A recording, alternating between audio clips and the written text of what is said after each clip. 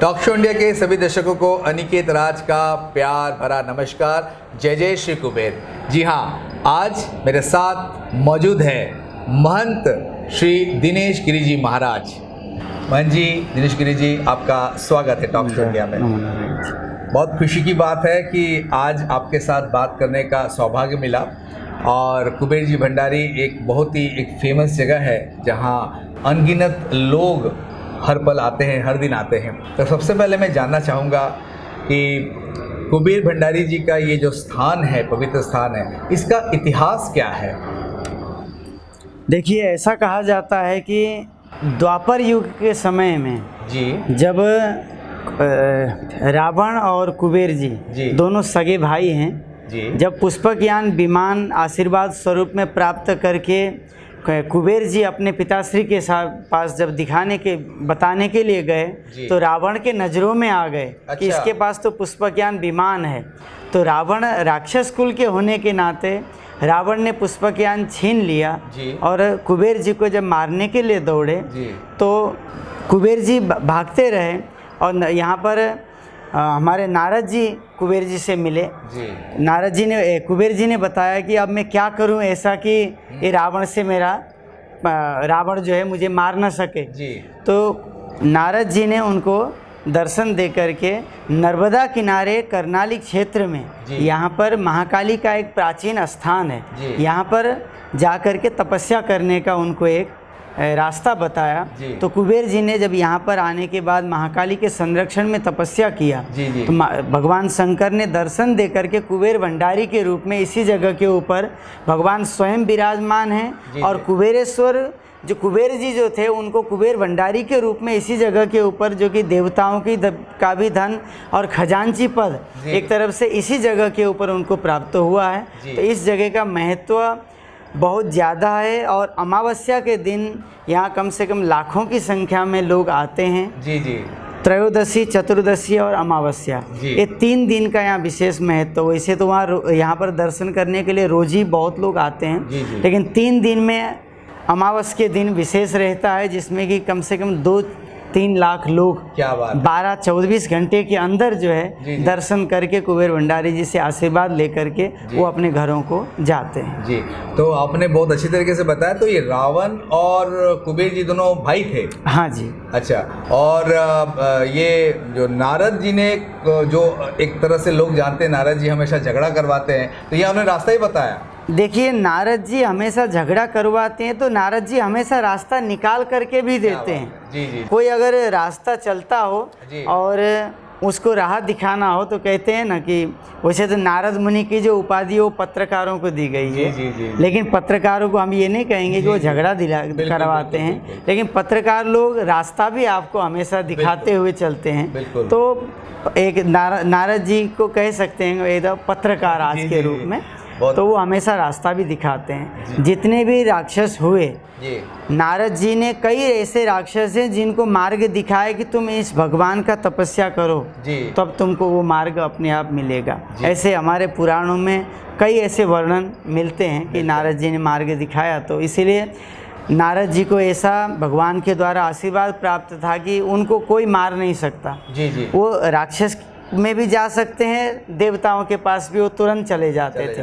वो कहते हैं, हमारे पुराणों में वर्णन में आता है कि वो आंख बंद करें और भगवान के शरण में पहुंच जाते थे। आंख बंद करें और राक्षस के जो राज्य होता है वहाँ भी जा कर के वो बैठ जाते थे। आज तक कोई भी ऐसी कहानी हम सबको मिलता नहीं है कि किसी राक्षस ने नारद जी को मारने के लिए आए हों ऐसा। क्या बात है? क्योंकि वो हमेशा रास्ता दिखाते हैं और इसीलिए उनको उनके मार्ग के ऊपर चलने के द्वारा आज यहाँ पर कुबेर दादा का मंदिर भी है। क्या बात है। तो ये माता का जो माँ काली जी का जो मंदिर है ये प्राचीन है? हाँ जी, प्राचीन। और यहाँ पे कुबेर जी आके उन्होंने तपस्या किया और उसके बाद शिव जी ने उनका ये शिव जी ने दर्शन दे करके उनको आशीर्वाद स्वरूप में, जो कि कहते हैं ना कि कोई अगर तपस्या करे तो उसका जो प्रतिफल होता है वो भगवान स्वयं देंगे ही। तो यहाँ पर इस जगह के ऊपर आकर के जब उन्होंने तपस्या किया तो उस तपस्या का प्रतिफल भगवान भगवान ने उनको कुबेर भंडारी के रूप में यानी देवताओं का भी धन, लक्ष्मी जी का भी धन, जी पूरे संसार का धन कुबेर जी के ही पास में रखा गया है। ऐसा वरदान इसी जगह के ऊपर उनको प्राप्त हुआ। क्या बात है। हमारे सभी दर्शक जो इस खूबसूरत वार्तालाप को देख रहे हैं, आप बहुत सौभाग्यशाली हैं कि आप आज साक्षात कुबेर जी के आशीर्वाद आपको मिल रहा है, क्योंकि दिनेश गिरी जी ने जैसे बताया महाराज जी ने कि एक ऐसा पवित्र स्थल है जहाँ पे सारा खजानों के खजाना देवी देवता का हो या पूरे संसार खजाने के जो खजांची है वो कुबेर जी भंडारी यहाँ पे विराजमान है। महाराज जी, जितने भी लोग यहाँ दर्शन करने अभी तक आए हैं, उसके अलावा जितने लोग भी आना चाहते हैं, आप उनको ज़रा मार्गदर्शन करें कि कब आना चाहिए और किस रीति रिवाज से यहाँ पे पूजा अर्चना करनी चाहिए। देखिए, वैसा कोई विधान नहीं है कि कब आना चाहिए कब नहीं आना चाहिए, लेकिन विशेष महत्व जो है त्रयोदशी, चतुर्दशी और अमावस्या का यहाँ पर है, जो कि आप आज भी आप अमावस्या के दिन जब आए हैं या आएंगे तो देखेंगे कि लाखों की संख्या में यहाँ पर भीड़ आपको स्वयं देखने को मिलेगा। अन्य क्षेत्र भी चलता है, लोग प्रसाद ग्रहण करके भी जाते हैं। तो अमावस्या का दिन को विशेष महत्व दिया गया है। यहाँ पर जितने भी लोग आते हैं 5 अमावस भरने का ऐसा मन्नत रखते हैं, लेकिन जितने भी लोग मुझे आज तक मिले हैं, मुझे यहाँ लगभग 10-12 साल हो चुके हैं, किसी का अगर कोरोना काल छोड़ दें, कोरोना काल में जो पूरा लॉकडाउन था तो उस समय लोग नहीं आ पाए, उस दौरान का वो जो समय था उसको अगर हम छोड़ दें तो यहाँ कम से कम लोग 10-20 साल 25 साल आ ही रहे हैं। हर अमावस्या को किसी भी हालत में उनको लगता है कि नहीं यहाँ आना है, तो कंटिन्यूटली आ ही रहे हैं लोग। तो अमावस के दिन एक तो आना है। हाँ जी, विशेष जिस तरह से आपने बताया तो मुझे लगता है कि 1-2 अमावस भरते भरते ही लोगों का कुछ ना कुछ रास्ते, बिल्कुल जितने लोग आते हैं उन बातचीत जब हमसे आकर के मिलते हैं, कहते हैं 1 या 2 अमावस, तीसरा अमावस तक तो उनका जो भी मार्ग था, जो रुका हुआ जो कार्य था, वो कहीं ना कहीं माध्यम बन गया और उनका रास्ता भगवान के आशीर्वाद से खुलना शुरू हो गया और खुल गया। बहुत अच्छी बात आपने कही। जो भी दर्शक आज हमारे इस बहुत ही महत्वपूर्ण वार्तालाप को सुन रहे हैं, उन्हें मैं ये ज़रूर बताना चाहूँगा कि आज महंत दिनेश गिरी जी महाराज जी ने जो बताया है, आप कभी कोई ऐसा लगता है कि अड़चने हैं धन के मामले में, समृद्धि के मामले में या तरक्की के मामले में, आप एक दिल से ये सोच करके कि हमें 5 अमावस यहाँ पे भरना है, आना है, तो मुझे पूरी उम्मीद है कि कुबेर जी भंडारी की जो कृपा है आपको बरसेगी और मुझे उम्मीद ये है कि 2 या 3 अमावस में आपके सारे रास्ते खुल जाएंगे, जैसा कि हमारे महंत दिनेश गिरी जी महाराज जी ने बताया। महाराज जी, जब हम पूजा करते हैं यहाँ पे जो भी भक्त आते हैं तो कुछ ऐसे चढ़ाना पड़ता है या चढ़ाना चाहिए, किस तरह से आए?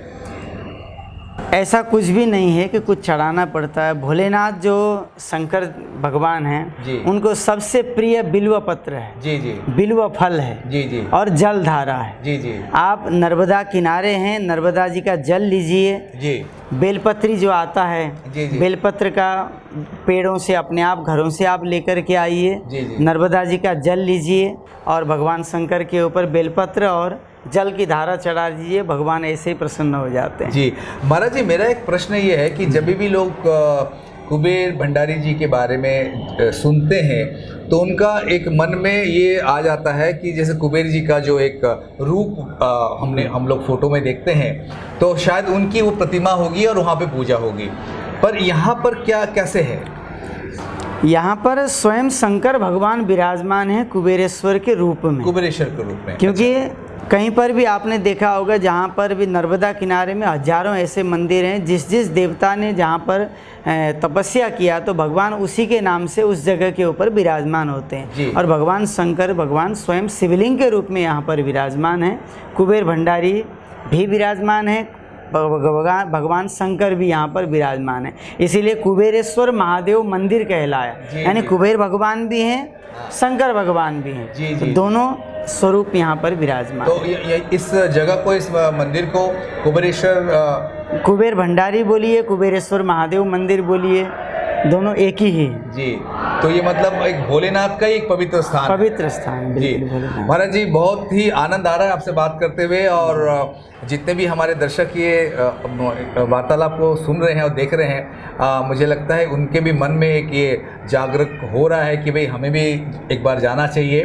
महाराज जी, एक प्रश्न आता है, लोग प्रारब्ध की बात करते हैं, कर्म की बात करते हैं, तो पूजा पाठ करना, देवी देवताओं का दर्शन करना, और ज़िंदगी के सफ़र में जो घटित होने वाली घटना होती है, चाहे वो सुख में हो दुख में हो, तो किस तरह से एक बैलेंस वे में एक इंसान को अपना ज़िंदगी को जीना चाहिए ताकि उसकी ज़िंदगी में सुख शांति समृद्धि आए, क्योंकि समृद्धि ऐसा शब्द है सबके लिए आवश्यक है, क्योंकि धन बिना जीवन को चलाना बहुत ही दुष्कर है। तो मैं चाहूँगा हमारे सभी दर्शकों को आप ऑन कैमरा कुछ मैसेज ज़रूर दें ताकि उनकी ज़िंदगी में ये समृद्धि के साथ साथ सुख और शांति भी आए।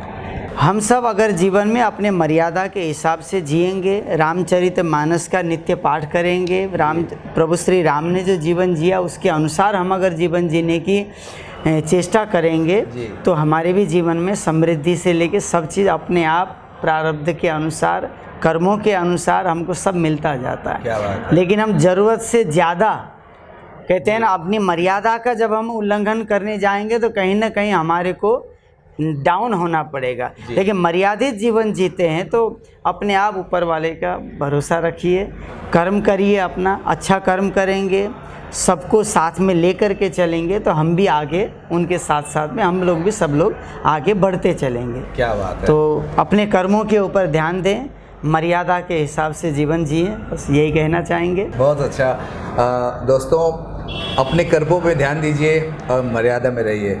महंत श्री दिनेश गिरी जी महाराज की बातें अगर आप समझते हैं और समझने के बाद अगर अपने जीवन में उसको पालन करते हैं तो मुझे पूरी उम्मीद है, जैसे महाराज जी ने बताया, तो आपके जीवन में समृद्धि ज़रूर आएगी। हमें बहुत सौभाग्य प्राप्त हुआ महाराज जी की आज आपसे बात हम कर सके, और जो भी आपने एक दिशा और जानकारी दी है, मैं समझता हूं कि हमारे सुनने वाले टॉक शो इंडिया के सभी दर्शक को एक बहुत ही प्रेरणा मिलेगी और उनके जीवन में सुख शांति समृद्धि भी आएगी, और साथ साथ अपने जो जय जय कुबेर का ये स्थान है, कुबेर महाराज जी का दर्शन करके और अमावस भरने के बाद उनके जीवन में वो खुशी अली आएगी जिसके लिए वो बहुत कहीं ना कहीं बेचैन हुआ करते थे। महाराज जी, आप हमारे साथ टॉक शो इंडिया के इस बातचीत में शामिल हुए, आपने समय निकाला, आपको बहुत बहुत धन्यवाद, आभार, और उम्मीद करता हूँ किस तरह से आगे भी हम आपके साथ वार्तालाप करेंगे। जी जरूर जरूर। दोस्तों, ये थे कुबेर जी भंडारी के महंत श्री दिनेश गिरी जी महाराज। इनकी बातों को आप अमल में लाइए, आपके जीवन में सुख शांति और समृद्धि अवश्य आएगी। टॉक शो इंडिया के सभी दर्शकों को बहुत बहुत धन्यवाद। नमस्कार। जय जय श्री कुबेर।